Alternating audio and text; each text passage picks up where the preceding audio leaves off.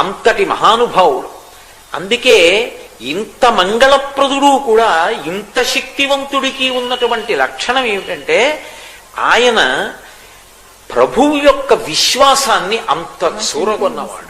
పొగడడానికి చెప్పట్లేదు, పరమ సత్యాన్ని చెప్పాడు జంబవంతుడు ఆ రోజున.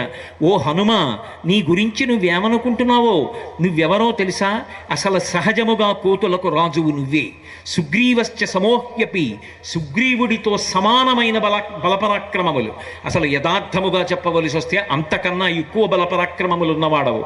అంతేకాదు రామలక్ష్మణయోశ్చాపి తేజసాచ బలీనచ, రామలక్ష్మణులిద్దరి యొక్క తేజస్సు బలము ఎటువంటివో నీ యొక్క తేజస్సు బలము అంతకన్నా కించిత్ కూడా తక్కువ కావు.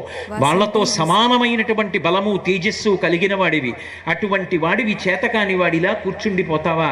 లే, నీ యొక్క తేజస్సుని పుంజుకో.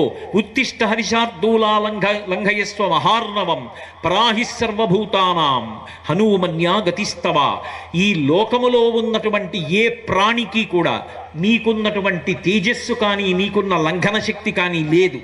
నా మాట నమ్ము. లే, నీతో సమానంగా ఎగరగలిగినటువంటి వాళ్ళు ఈ లోకంలో లేరు.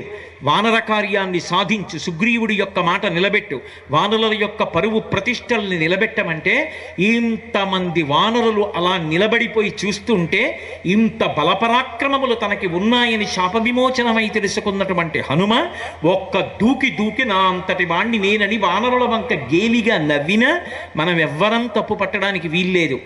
ఈ మాటలు జాంబవంతుడు చెప్తే అతిశయాన్ని పొందలేదు సరికదా. 2 చేతులు జోడించి వానర వృద్ధులందరి వంక తిరిగి పేరున నమస్కరించారని వాల్మీకి మహర్షి రచించారు.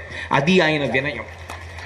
ఇంత క్లిష్ట స్థితిలో ఎవరూ సాధించలేని కార్యాన్ని నువ్వు ఒక్కడివే సాధించగలవన్నప్పుడు లేచి నిలబడి పెద్దలకు నమస్కరించారు తప్ప నా అంతటి వాడను నేనని కనుబొమలు ఎగరవెయ్యలేదు. సమకాలీన సమాజం కాదు, దేశకాలముల యందు ఎప్పుడైనా సరే ఎంత సాధించినా ఒక వ్యక్తి ఎంత వినయంగా బ్రతకాలో నాకేం తెలుసు, నేనేం సాధించాను మహాత్ములతో పోలిస్తే, హనుమతో పోలిస్తే నేను సాధించినదేపాటి, నాకున్నదేపాటి అని పోల్చుకున్న నాడు అతిశయం దగ్గరికి రాకుండా వినయంగా బ్రతకగలిగినటువంటి లక్షణం అబ్బుతుంది.